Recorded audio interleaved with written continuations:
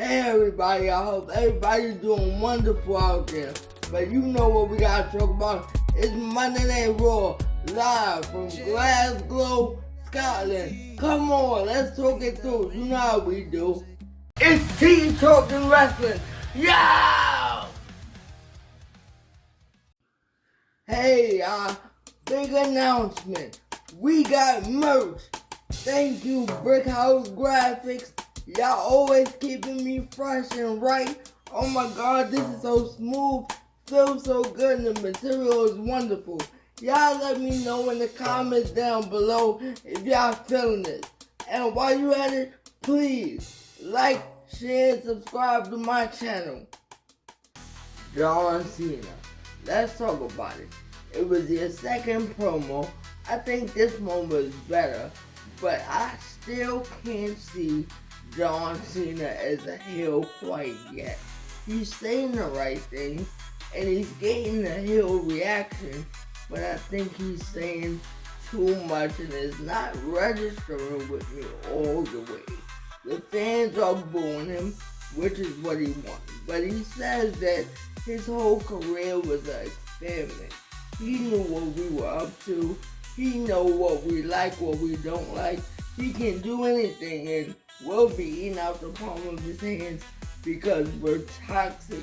He's already onto us, and it doesn't matter how we feel. It's all about him. But for some reason, that delivery is just not hitting me like a real heel. And I think it's because of his look.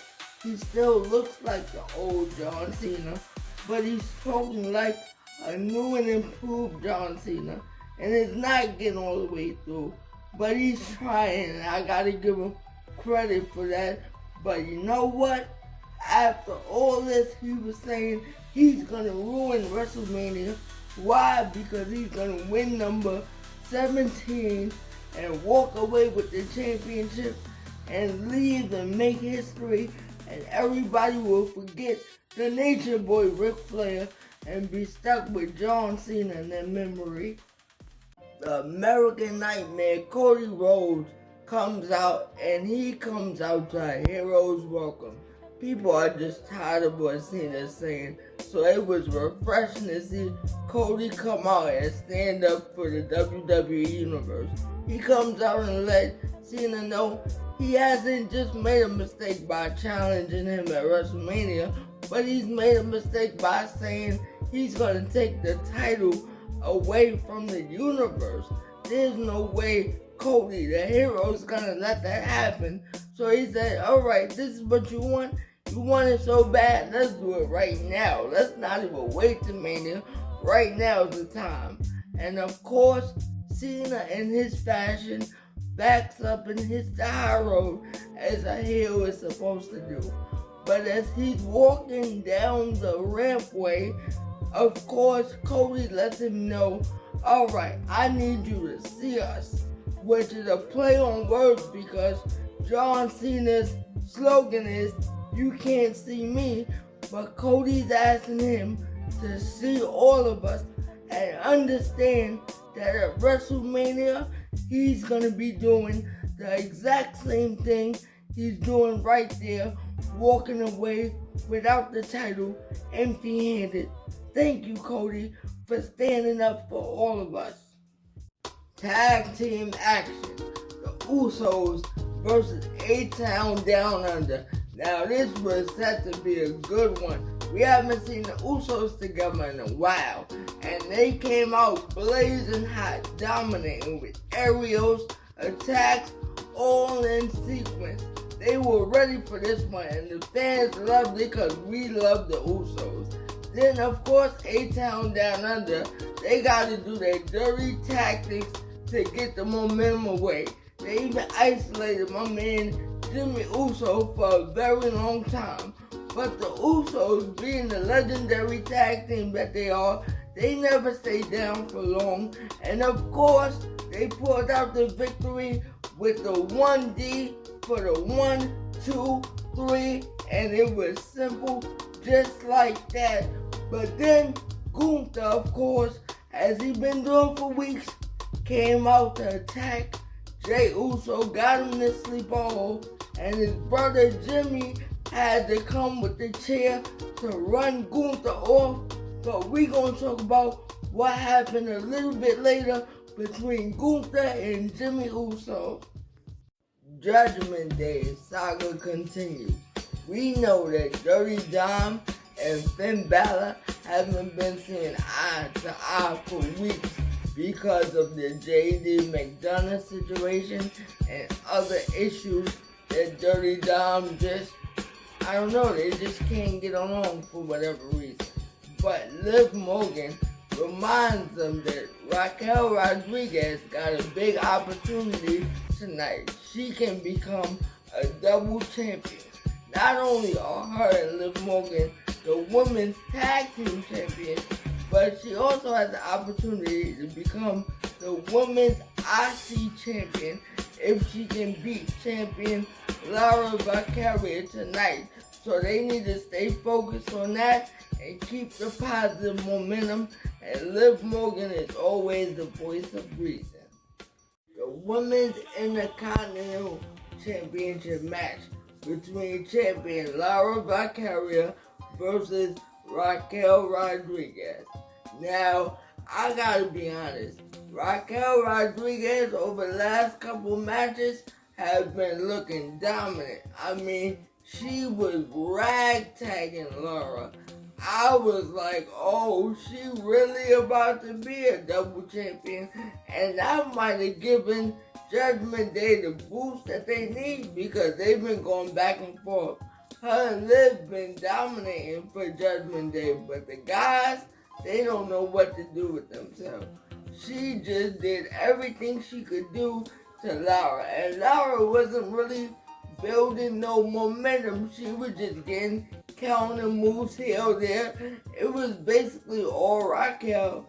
And then when Liv got involved, because once Lara started to build momentum, Liv tried to get involved to help Raquel succeed and get the championship. It didn't matter because Lara, she found a way to dig deep and got Raquel with the roll up for the 1, 2, 3. And of course, Liv Morgan at the end of the match got involved and tried to jump Lara, even though they lost because they're sore losers. And guess who came out to save the day? None other than Bayley. So we got Bayley and Lara possibly teaming up to go up against Liv and Raquel in a future match.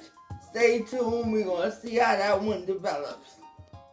Y'all remember how I told y'all we were gonna get to the part of the show where we talked about Jimmy Uso and Gunther? But before we get there, let's talk about Jimmy speaking to his brother Jay about what it's gonna take for him to beat Gunther at WrestleMania. Jay has been down on his luck lately because he's always been letting Gunther get the upper hand on him before and after matches. And he also knows that he is 0-3 against Gunther in the big matches. So his momentum is kind of down, even though Jay is still the man. Jimmy lets him know that it's going to take that right-hand man mentality from the bloodline. It's going to take main event Jey Uso. It's going to take all of that. He got to come correct against Gunther and give him everything he deserves. But right after that conversation, Jimmy departs from Jay and sees Gunther walking and lets Gunther know he want to see him next week. And Gunther laughs. But right when he laughs, Jimmy smacks him so hard that his face turns around. Dirty Dom, he extends an invitation to none other than Penta to join the Judgment Day. Penta doesn't need the Judgment Day. The Judgment Day needs Penta because they having so much beef and Penta's on the rise. Why would he step down when he is doing his thing right now? But you know, Dirty Dom had to extend the invitation, and we're going to see later on in the show whether Penta accepted it or not. Adam Pearce has to find a solution for the Women's World Championship drama that's going on between the three women, champion Io Sky, Rhea Ripley, and Bianca Belair. He comes to the ring and he has stuff to say about what's gonna happen, because we know Rhea's trying to make her way into the match regardless of what's going on. Right now it's supposed to be Bianca Belair versus Io Sky, but Rhea Ripley is trying to get her way in the match. And then Io comes out and says she'll take on both women. She don't care. Whatever it takes, she's willing to do. Bianca comes out and says, that's not fair because I earned my way. I won the Elimination Chamber fair and square, so it should be me and Io. And then Rhea comes out and says, I still got a rematch clause against Io and I won it. So Adam Pearce, as all the women are going crazy in the ring, says his solution is next week we'll get Rhea Ripley versus Io Sky in a rematch with Bianca Belair as the special guest referee, and whoever wins that will face Bianca at WrestleMania for the Women's World Championship. El Grande Americano. Why can't we find this wrestler on Google? I'll tell you, Michael Cole, that's because it's Chad Gable. Ever since he went on his quest, he's been El Grande Americano, but it's cool because I know it's you, Chad Gable. He went up against Dragon Lee, and this match was special. I mean, the chemistry, the back and forth, it was wow. We got a suplex from El Grande Americano to Dragon Lee onto the floor. We got a double stomp from the top rope from Dragon Lee to El Grande Americano. We got a belly-to-belly suplex from El Grande to Dragon Lee. It was back and forth and back and forth. These gentlemen put on really, really good. But of course, in El Grande Americano / Chad Gable fashion, he had to do some dirty tactics. He pulled off Dragon Lee's mask, which is a no-no in the luchador culture, and to protect his identity, he covered up his face immediately so the fans couldn't see, and of course, the opportunist that he is, El Grande hit the ankle lock on him for the tap out, and El Grande got the victory. CM Punk addresses his triple threat match at Mania with Roman Reigns, the Tribal Chief, and the Architect Seth Rollins. He lets us know that for him it's just business, a means to get into his ultimate goal, which is main event WrestleMania and ultimately getting the World Heavyweight Championship.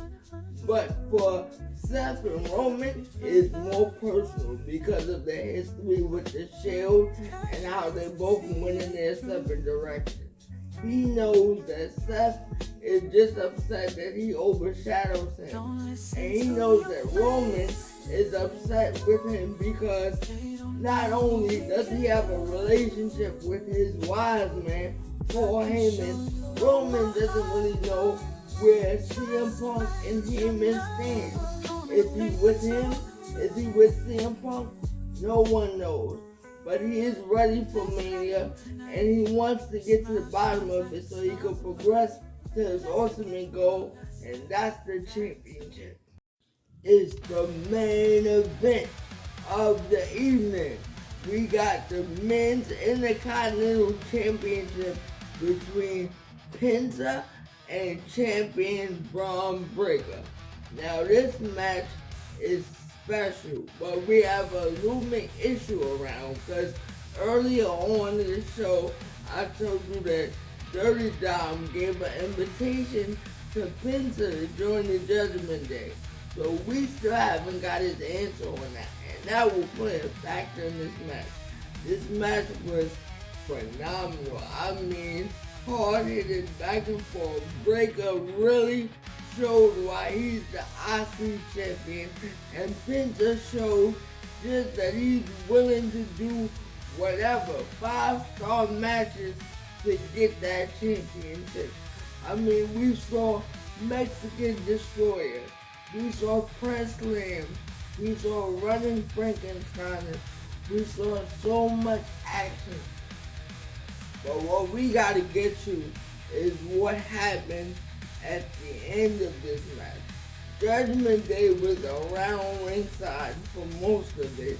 Dom and Carlito, that is.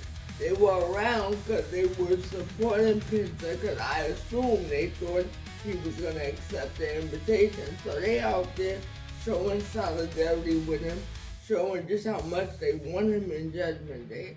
But of course, because they want to stick their nose and stuff, they ruined this IC title match that was going great. It ended up in DQ because Dirty Dom just couldn't keep his hands off Bron Breakker. Penta was confused the whole way. And at Judgment Day, because Finn Balor came out, now we got the whole Judgment Day just bearing down on Bron Breakker. And will Penta allow this to continue?